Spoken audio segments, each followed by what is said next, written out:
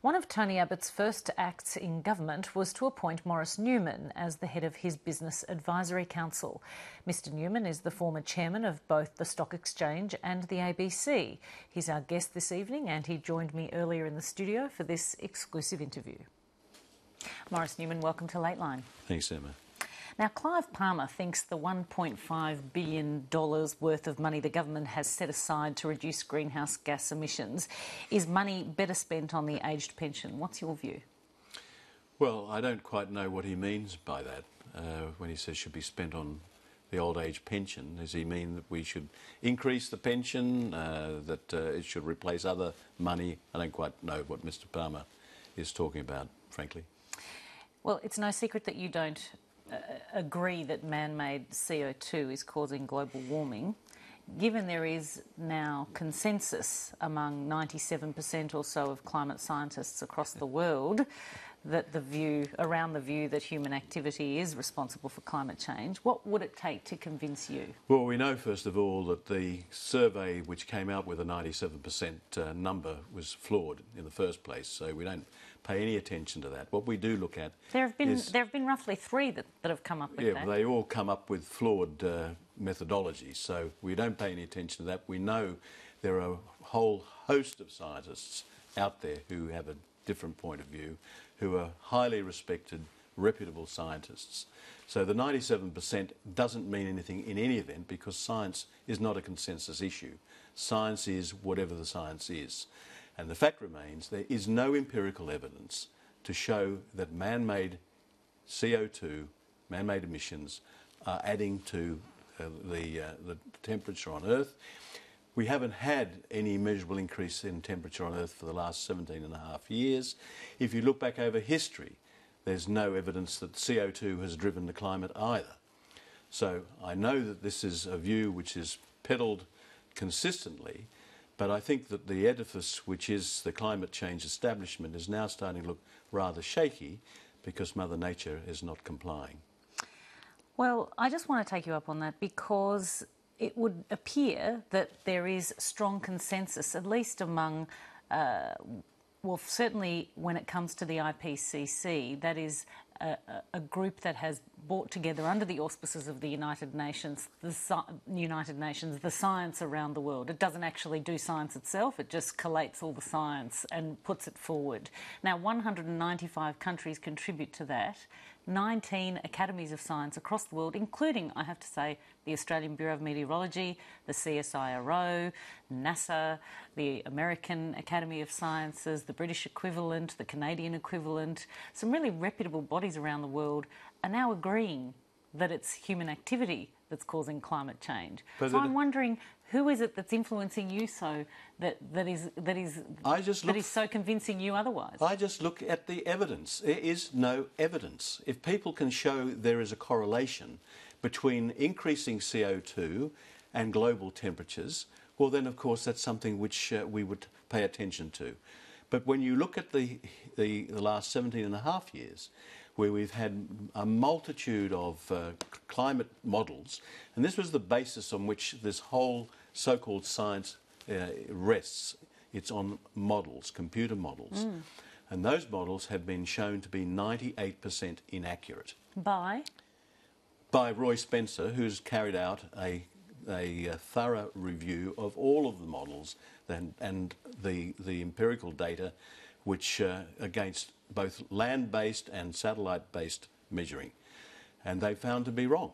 Now, he's one scientist, a climate scientist. No, it's not a question of being a scientist. But he is a climate scientist. Yes, he is a climate scientist. He was at NASA.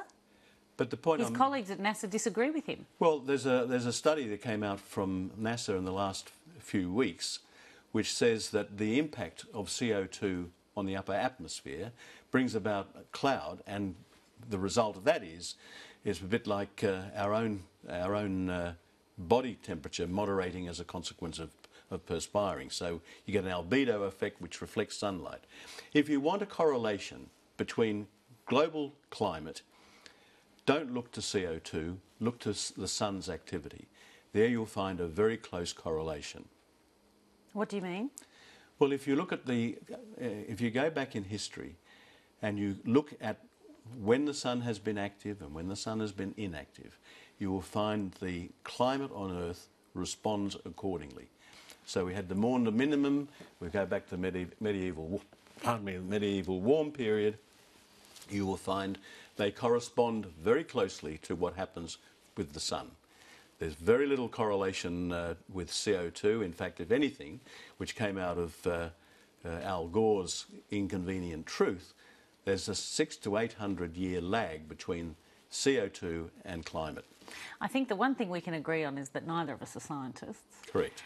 But I'm just going on people with great reputations around the world, including our own chief scientist, Greg Hunt, the Environment Minister, Tony Abbott, the Prime Minister. I mean, around the world, there seems to be consensus that it is a man-made phenomena. But it isn't a question of consensus, it's a question of science. And I'm asking the question, where is the empirical evidence to show that increases in CO2 impact temperatures?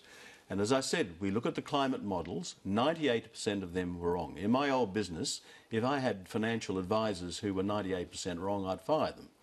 This is not a consensus thing. It's a question of what has the climate done. And we've had, since 1996, 17 and a half years where the temperature has shown no measurable increase. In fact, it can be argued since 2003 it has cooled off somewhat, and yet CO2 has been going up about 6-7%. So what do we make of that? What do we make about the pause? That it's a pause. I guess that's what scientists say. It's a pause because they look back 800,000 years, as I understand it. So 17 years in the scheme of things isn't an enormous amount of time. But then you've got scientists, climate scientists now in Norway, in Germany, in Russia, in America, saying we're now going for a period of 30 or 40 years of increasingly cool climate conditions. I'll only ask you one more question on this because I do want to talk about other things. But both Marius Kloppers and his successor at BHP Billiton, Andrew Mackenzie, agree that climate change is human-induced. So what if those 97% of climate scientists and all business people across the world, like the likes of Bill Gates and Richard Branson and the miners here in Australia, what if they're right and you and the scientists you quote are not right? Doesn't it make sense to have a policy that at least transitions Australia to cleaner fuel sources? Emma, let's not confuse the issues. Cleaning the atmosphere, which is what carbon pollution is about, not CO2. CO2 is not a pollutant. But cleaning the atmosphere, being more efficient, all of that makes sense. That's got nothing to do with climate. That's to do with economics and being efficient. But I would say to all of those people who are arguing that CO2 creates global warming and man is adding to the global warming, to show the empirical evidence of where this is so. Because I'm saying to you that where this originates is from models, computer models which are wrong. Now, if you can show me where there is some sort of correlation that proves beyond doubt that what we have is global warming as a consequence of CO2 and man's contribution to CO2 in the atmosphere, well, then we can have a different conversation. I'm sure there'll be scientists lining up to give you that information, but we'll move on. We'll look forward to seeing it. Let's talk about Asia. You accompanied the Prime Minister on his recent trip. Are you entirely comfortable with the decision to lower tariffs on Japanese cars and electronic goods in return for a 19.5% tariff on frozen Australian beef or 23.5% for fresh beef? These sorts of agreements are like a box of chocolates. You never get all the things you want. But I think what we have done has been a triumph, really, because we've been looking to get a free trade agreement with Japan for something like 20 years. And while it is a long process to get to the end line, I think what it does do is to provide us with greater access to the Japanese markets, greater access to the Korean markets. The fact that we can import Japanese cars more cheaply, and I believe it's something like $1,500 a car less, means that all of those Australians who are likely to buy a Japanese car will have $1,500 in their pocket now, which they wouldn't have had before, which they can spend on other things. The United States, though, through its trade negotiator Mike Froman and the American farm lobby, has been less than impressed by Australia's agreement with Japan. They're concerned that it undermines negotiations for the Trans-Pacific Partnership, which involves Australia, the US, Japan and 9 other countries. What do you say to those who would say we settled on too little? We got too little out of the agreement. Well, I think you've got to ask the question, if we were to have postponed the agreement, what incremental additional benefit would we have received by having waited another year or 2 years? My sense is, and I wasn't involved in the negotiations, but my sense is probably very little. We're told the age of entitlement is over. Should that apply to the aged pension? Well, there is no age of entitlement. I mean, everything that we receive has to be paid for. I'm quoting the Treasurer. I know you are. I mean, there is no age of entitlement. You have to work for everything in life, and if you aren't working for it and someone else is giving it to you, then it's the old no free lunch. So there should be no age of entitlement. Everybody should recognise that they have to make a contribution, and that there are some people who are less fortunate than others that we do as a compassionate society try to help. When it comes to the aged pension, should the government be looking at things like eligibility in terms of including the family home in the asset test, lifting the retirement age? What we know, Emma, is that there is only so many dollars to go round. The Australian deficit has been growing rapidly over the last 6 years. It's continuing to grow. The amount of money that the Australian people are on the hook for, both at the federal and state level, is growing as we speak. So, in fact, I think the last I saw from the OECD, Australia's growth trajectory in debt is faster than any other country. So we need to put some sort of limitations on this. And while everybody may have an idea that they want some of this and some of that, it's not affordable. So we have to look at priorities. There are those who are desperately in need, and we should consider what we do about them. For those, for example, there's a lot of commentary about the co-payments at the moment. It doesn't seem to me to be just that I should be receiving a completely free, if I go to the doctor, that my consultation should be free. I should of course make some sort of contribution to that. So I think it's a question of where we are with middle class welfare, with corporate welfare and all these other things. Yes, there should be a basic safety net, and I don't think anybody disagrees with that. But my safety net and your safety net could be very different. And I think that's where the politics comes in as to where the trade-off should be. But if someone is sitting on a home worth $1 million when they retire, should they be allowed to have the aged pension? Well, I think it's a very good question. The view in favour of it is that, well, you've lived in the house for all of your life and therefore you should be allowed to live out the rest of your life in dignity in your own home. But if you haven't made provision that allows you to be able to do that, there is a question, should everybody else in the community support you? Because one of the other things we know, Emma, is that there is a gradually diminishing number of people who are working, because more of us are becoming of an age where we're retiring. And so we can't have more and more people being supported by those in work, otherwise there'll be fewer people in work. You've spoken previously about how important it is for Tony Abbott to keep his promises to the Australian public. Does that include the pledge not to cut Medicare locals and funding to the ABC? If the Prime Minister and the government made a commitment as an election promise, then my understanding is the Prime Minister and the government will keep those pledges. They believe in restoring trust to government, and even though I may disagree on occasions with the decision not to cut here or there, I respect the fact that decisions were taken prior to the election which they will hold to. You were the chairman of the ABC for 5 years until the end of 2011. Valuable experience, I imagine, for the Abbott government to draw on as it contemplates the future of the Australia Network contract, for example. A deal's just been struck with the Shanghai Media Group, giving the Australian network the most extensive access to Chinese audiences of any Western broadcaster. How big a coup is that? Well, it's a significant step forward towards ultimate landing rights.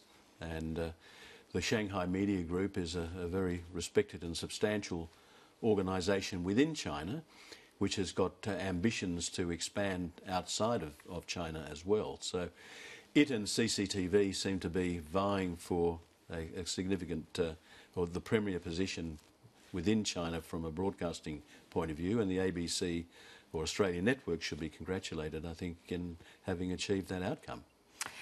What do you see as the role for the Australian network? And is it, as Tony Abbott has suggested previously, supposed to be a kind of cheer squad for the Australian government? I don't know whether it's a cheer squad, but quite clearly the basis on which Australian network is what we call soft power. It's there to promote Australia in a positive light. The BBC carried out a survey when I was here, which essentially said wherever the BBC is heard or seen, the people who are the audience in whichever country it might be have a more positive view about the United Kingdom than where the BBC is not. And I think that pretty much is what I would see as the Australian network presence in whatever part of the world we happen to be or they happen to be broadcasting. So it is a positive for the country, the Australian network? I think it's a positive. From a government point of view, they have to weigh up whether or not the money can be spent better elsewhere. I think it's a great tragedy for the ABC and for Australian network that the whole basis on which the current contract has been awarded was so flawed in the process. And we don't have got time to go into all of that, but I think you know what I'm talking about. I'm sure the audience will know that this was a very flawed process and it wasn't a proper tender. Twice it was won by another party but was awarded to the ABC, and I think this has sort of left a bad taste in everybody's mouth, and I think the Australian network, for all the good work that it is doing and has done, is suffering the legacy of that flawed process. So you think it's damaged the entity? I don't know whether it's damaged the entity. I think it's damaged the whole aura around the Australian network product. That I think if we hadn't had to put up with what went on as a consequence of that. In my view was at the beginning, when the discussions were first taking place with the then Prime Minister, subsequently Foreign Minister, is that it should have been awarded to the ABC, end of story, not put to tender. If you want to go to tender, you have to be prepared to accept that it may not go to the party that you want it to go to. Now, I don't know who Mr Rudd wanted it to go to, but the party it went to wasn't the ABC. And then when Prime Minister Gillard and Senator Conroy, the Minister, intervened and awarded it to the ABC, you can't be surprised that it left a lot of people feeling very disenchanted. And we're really out of time, but I just want a very quick answer. You once said that the ABC and SBS should merge. Is that still your view? Yes, it is. Nice, quick answer. Thank you so much for your time this evening, Maurice Newman. A pleasure. Thanks, Emma.